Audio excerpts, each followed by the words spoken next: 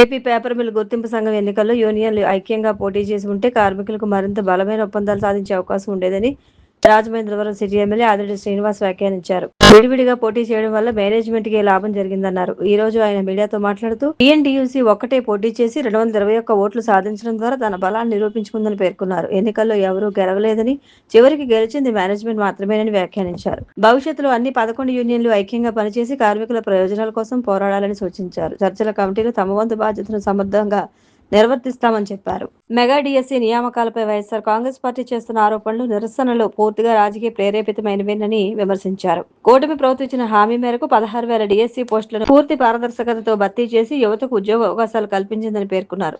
Mega డిఎస్సీపై YCP చేపడుతున్న నిరసనలో అసలు విద్యార్థులు కనిపించడం లేదని, రిటైర్మెంట్కు చేరువలో ఉన్నవారు ఎక్కువగా పాల్గొంటున్నారని ఎద్దేవా చేశారు.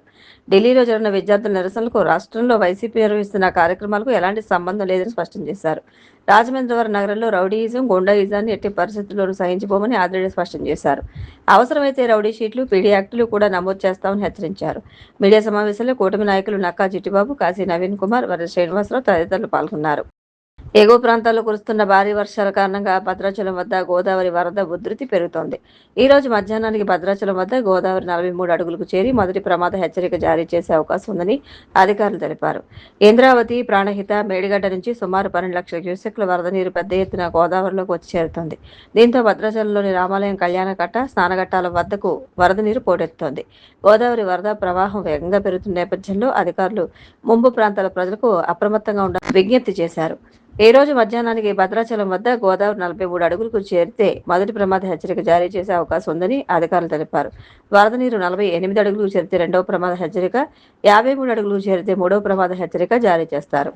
ఏపీలో తాటి రైతులు, కల్లు గీత కార్మికులు మరియు తాటి ఉత్పత్తులపై ఆధారపడిన కుటుంబాల సంక్షేమానికి కేంద్ర ప్రభుత్వం ప్రత్యేక దృష్టి సారించాలని ఏపీ బీజేపీ శాసనమండలి పక్ష నేత, బీజేపీ జాతీయ కార్యవర్గ సభ్యులు సోము వీర్రాజు కేంద్ర వ్యవసాయ, రైతుల సంక్షేమ శాఖ మంత్రి శివరాజ్ సింగ్ చౌహాన్ కోరారు.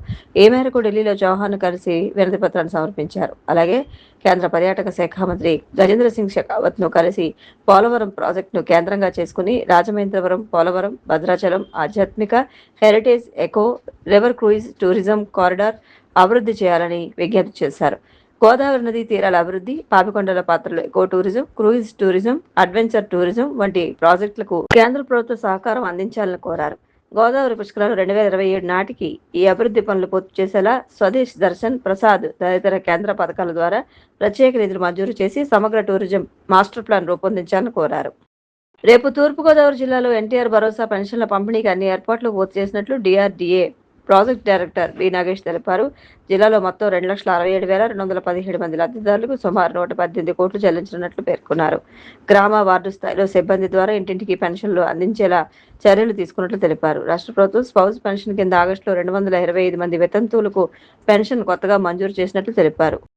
తూర్పుగోదావరి జిల్లాలో ఎత్తిపోతల పథకాల క్రింద ఉన్న చెరువులన్నింటినీ రానున్న 10 రోజుల్లో నింపి శివారు భూములకు కూడా నీరు అందించాలని జిల్లా కలెక్టర్ కీర్తి చేకూరి ఆదేశించారు. ఎల్నినో ప్రభావం నేపథ్యంలో జిల్లాలో రుణాలు పొందిన రైతులతో పాటు రుణాలు తీసుకుని రైతులు కూడా పంటల బీమా రక్షణ పొందేలా వచ్చే పక్షం రోజుల పాటు ప్రత్యేక డ్రైవ్ చేపట్టాలన్నారు. తూర్పుగోదావరి జిల్లా ప్రత్యేక సాగునీటి సలహా మండలి సమావేశం కలెక్టరేట్ పీజీఆర్ఎస్ హాల్లో జిల్లా కలెక్టర్ కీర్తి చేకూరి అధ్యక్షతన జరిగింది. సమావేశంలో వాటపేట ఎమ్మెల్యే వేగుల జోగేశ్వరరావు, అనపర్తి ఎమ్మెల్యే నల్లిమిల్లి రామకృష్ణారెడ్డి పాల్గొన్నారు. ఖరీఫ్ సీజన్ పంటలకు నీటి సరఫరా, ఎల్నినో అంశాలపై సాగునీటి సలహా మండలి విస్తృతంగా చర్చించింది.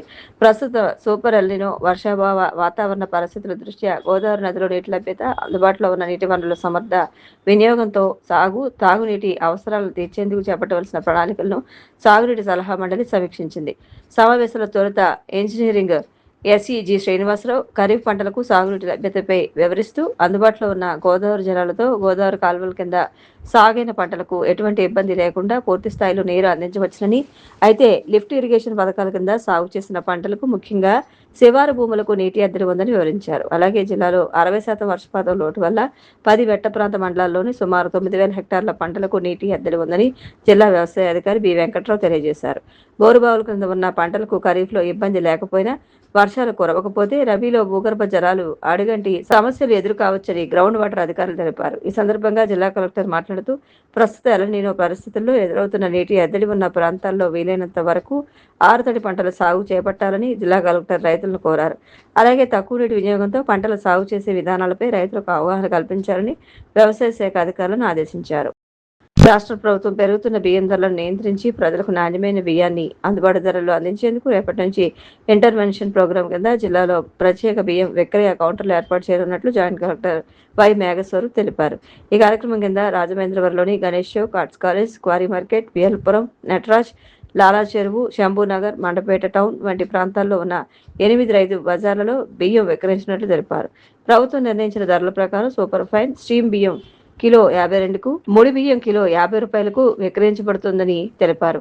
త్వరలో రాష్ట్ర ప్రభుత్వం గుర్తించిన రైస్ మిల్ అవుట్లెట్లలో కూడా ప్రత్యేక విక్రయ కేంద్రాలు ప్రారంభం కానున్నాయని చెప్పారు. ప్రభుత్వం నిర్ణయించిన ధరలకు మించి బియ్యం విక్రయిస్తే కఠిన చర్యలు తీసుకుంటామని జాయింట్ కలెక్టర్ వై మేఘస్వరూప్ హెచ్చరించారు. జిల్లా వ్యాప్తంగా ఉన్న సుమారు 6.85 లక్షల తెల్ల కార్డు కుటుంబాలు ఈ మార్కెట్ ఇంటర్వెన్షన్ ప్రోగ్రాం ద్వారా నేరుగా లబ్ధి పొందనున్నాయని పేర్కొన్నారు.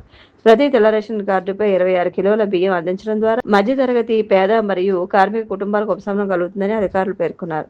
ధరల నియంత్రణతో పాటు నాణ్యమైన బియ్యం నిరంతర సరఫరా ఉండేలా ప్రభుత్వం చర్యలు తీసుకోవడం వల్ల వినియోగదారులకు పారదర్శకంగా, సౌకర్యవంతంగా ఈ సేవలు అందనున్నాయన్నారు.